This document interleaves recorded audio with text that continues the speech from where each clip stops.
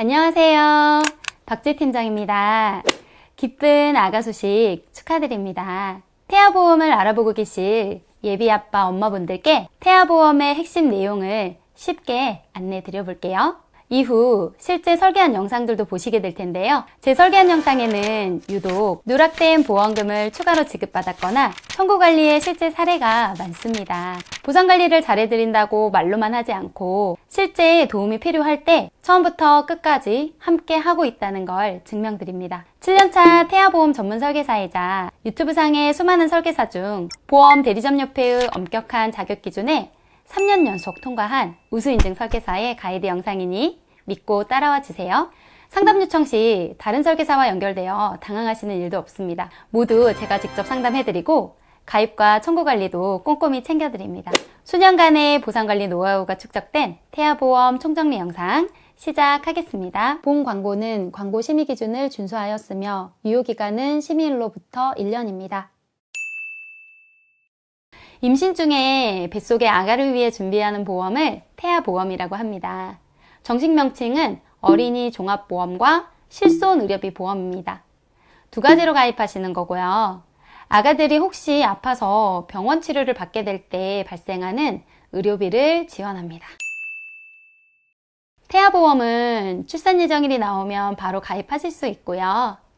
1차 기형아 검사를 12주차쯤 하기 때문에 그 전까지 가입을 마치시는 게 좋습니다. 기형아 검사상 혹시 이상 소견이 나오면 가입이 거절될 수 있어서 그렇고요. 보통 8주에서 11주차 사이로 가입을 많이 하십니다. 그리고 태아 특약들은 22주까지만 구성이 가능해서 늦어도 22주 안으로는 가입을 하셔야 합니다.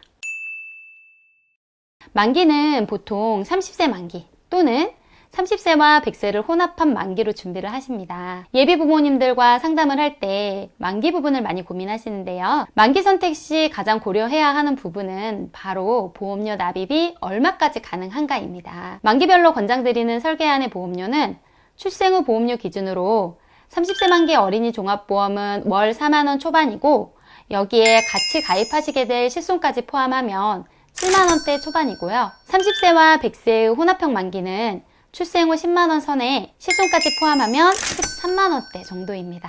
30세 만기는 보장기간이 길지는 않아 보장을 든든하게 넣어도 월보험료가 7만원 선이라서 보험료 부담이 다소 적은 30세 만기로 문의가 많은 편이고요. 30세와 100세 혼합형의 만기는 보장기간이 길기 때문에 당연히 보험료는 높습니다. 하지만 성인기에도 중요한 암, 심장 진단비 등 중요한 보장을 100세까지 준비해 주실 수가 있어요. 추후 자녀가 성인이 되면 부족한 부분을 추가로 보완하는 시기가 올 텐데요. 이때 엄마 아빠가 미리 준비해 주신 진단비가 기본 몇 천만 원이 있다면 부족한 부분만 추가하면 되기 때문에 장차 자녀의 보험료 납입 부담을 줄여주실 수가 있습니다. 그래서 부담이 적은 보험료로 든든한 보장을 원하시면 30세 만기로, 그리고 예산이 더 들더라도 만기를 길게 해서 추후 자녀의 부담을 줄여주고자 하시면 30세와 100세 혼합형 만기로 준비해 주시면 됩니다. 실손의료비는 실제 지출하신 병원비를 돌려드리는데요. 자기부담금으로 차감하는 금액이 20-30% 정도라서요. 내셨던 병원비의 7-80% 정도를 돌려받습니다. 가장 기본이 되는 보험이고요. 실손은 매년 보험료가 바뀌는 1년 자동 갱신형이에요. 그리고 5년 만기라서 5년 후에는 당시 운영되는 실손으로 재가입하시면 됩니다. 실손은 만기 때마다 계속해 재가입만 해주시면 100세까지 보장하는 보험입니다.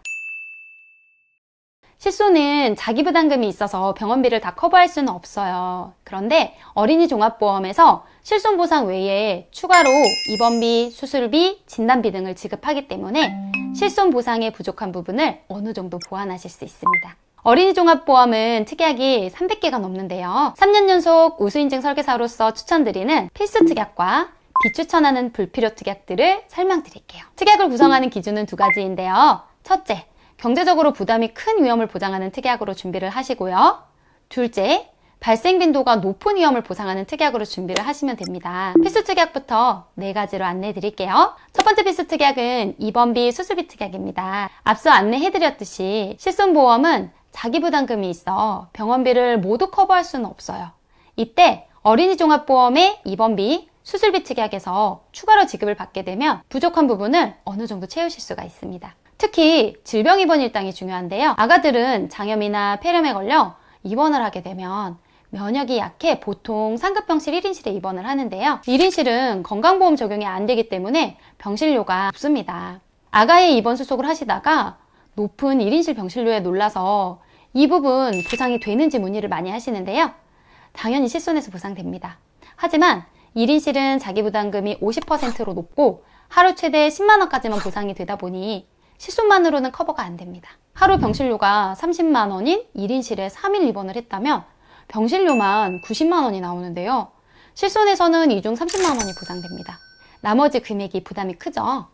이때 입원 일당에서 추가로 받으시면 도움이 됩니다. 두 번째 추천 특약은 3대 진단비인 암, 뇌, 심장 진단비 특약입니다. 절대 걸려서는 안 되겠죠? 그럼에도 혹시라도 소아암이나 뇌혈관 질환, 심장혈관 질환 등의 진단받게 되면 보상하는 특약들입니다. 소아백혈병은 소아암 중에서 발병률이 1위인 혈액암입니다. 치료기간이 2, 3년 이상으로 길어서 맞벌이라면 부모 중 한 명은 직장을 그만두고 아이의 치료에 매진을 해야 되는 상황이 생기기도 합니다. 이때 진단금을 받으셔서 장기 치료에 따른 금전적인 어려움을 조금이나마 덜으실 수 있습니다. 뇌와 심장도 중요한 신체기관이라서 관련된 질병에 노출이 되면 비슷한 맥락에서 경제적인 도움을 받게 됩니다. 세 번째 추천 특약은 태아특약입니다. 22주차까지만 구성할 수 있고요. 신생아와 영유아기의 위험을 보장하는 특약들입니다. 아가들이 저체중이나 조산으로 인큐베이터에서 치료를 받거나 선천적인 질병으로 수술을 할 때 또는 아가에게 시력, 청력, 언어 등의 장애가 있을 때를 보상하는 특약들입니다. 네 번째 추천 특약은 상해 또는 질병 후유장애 담보입니다. 자녀가 아프거나 다치는 사고가 생기면 치료 후 회복이 되어 태어나는 게 부모의 가장 큰 바람이죠. 그런데 크게 아프거나 큰 사고를 겪는 경우에는 치료가 끝났음에도 몸에 후유장애가 남는 아가들이 있어요. 이때 장애의 정도에 따라 진단금을 지급하는 특약들입니다. 비교적 낮은 장애인 3%부터 심한 장애인 100%까지 정도에 따른 장애 비율이 정해져 있어서 장애율이 높을수록 보험금이 더 높게 지급되는 특약입니다. 다음은 불필요 특약들입니다. 첫 번째 불필요 특약은 보상 범위가 좁고 중복되는 특약들입니다. 특약은 질병의 범위를 넓게 보상하는 특약이 있고 좁게 보상하는 특약이 있습니다. 넓은 범위로 보상하는 특약들을 넣으셔야 보상받을 확률이 올라갑니다. 그래서 자잘한 하위 특약들은 생략하시면 됩니다. 예를 들어 뇌혈관 질환 쪽으로는 뇌혈관이 터지는 뇌출혈, 소위 위중한 경우만 보상하는 좁은 범위의 특약이 있고 이걸 포함하면서 뇌경색, 뇌동맥류 등 상대적으로 뇌출혈보다는 덜한 증상까지도 보상을 하는 넓은 뇌혈관 질환 진단담보가 있습니다. 넓은 특약으로 구성하시면 됩니다. 심장혈관 쪽도 위중한 급성심근경색 담보는 생략하셔도 됩니다. 급성심근경색을 포함하면서 상대적으로 경미한 심혈관 질환까지도 포함해서 넓게 보상하는 허혈 심장질환 또는 심혈관 질환 진단담보로 구성하시면 됩니다. 골절수술비, 화상수술비 등도 좁은 범위이고요. 상해수술비 특약이 다쳐서 하게 되는 대부분의 수술을 보상하는 넓은 범위라서요. 이 특약으로 구성하시면 됩니다. 질병 상해 후유장애 특약도 50% 이상, 80% 이상을 보상하는 특약들은 장애의 정도가 심한 경우만을 보상하는 좁은 범위라서 경미한 장애부터 보상하는 3% 이상 특약으로만 구성하셔도 됩니다. 두 번째 비추천 특약은 보상 기준이 까다로운 특약들입니다. 심한, 중대한, 중증, 말기 등 조건이 붙은 특약들입니다. 보험사가 정한 세부 기준을 충족해야 보상을 받을 수가 있어서 보상 범위가 좁고 기준이 까다로운 편이라 생략하시면 됩니다. 세 번째 비추천 특약은 실익이 크지 않은 특약들입니다. 보험금을 신청했을 때 고객님도 손해를 감수할 여지가 있는 특약들인데요. ADHD 진단담보는 정신과 코드인 F코드이기 때문에 청구했을 때 정신질환 이력이 남게 되어 추후 성인보험 가입 시 제한이 생길 수 있습니다.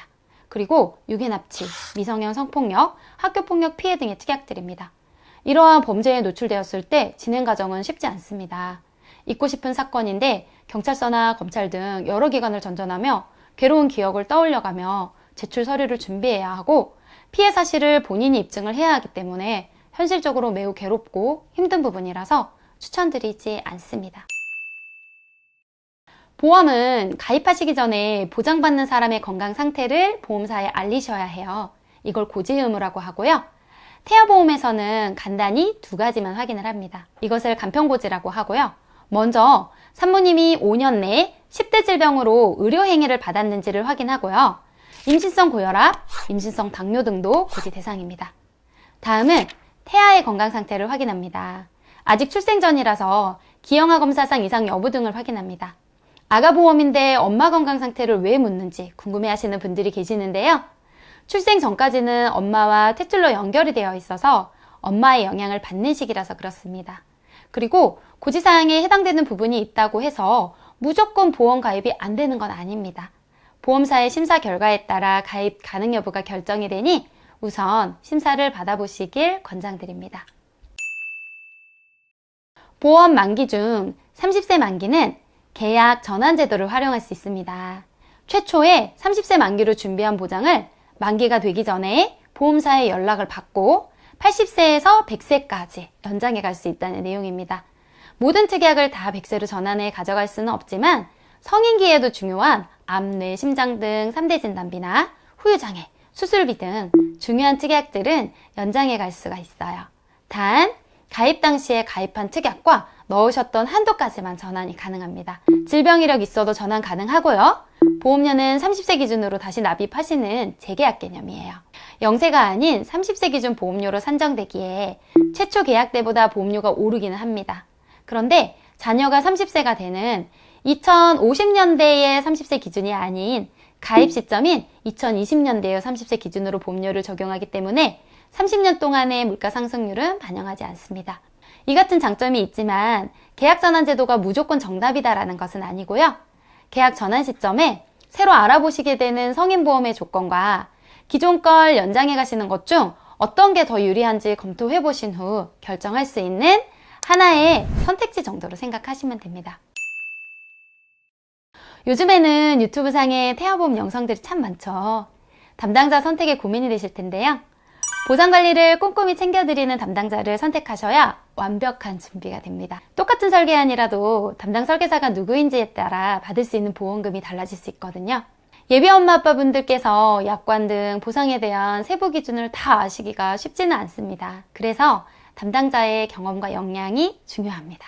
사모님들께서 임신으로 몸이 힘드신 가운데 본인 보험도 이렇게 안 한 것을 아가보험은 정말 열심히 공부했다고 하시는데요. 내 아가를 위해 제대로 된 보상을 준비해주고 싶은 게 모든 부모님의 마음이 아닐까요? 저와 인연이 되시는 예비 부모님들은 제가 보상관리에 힘껏 도움 드리겠습니다. 오늘은 여기까지입니다.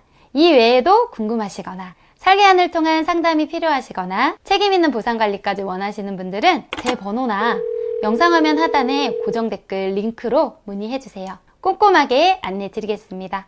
감사합니다. 본 광고는 광고 심의 기준을 준수하였으며 유효기간은 심의일로부터 1년입니다.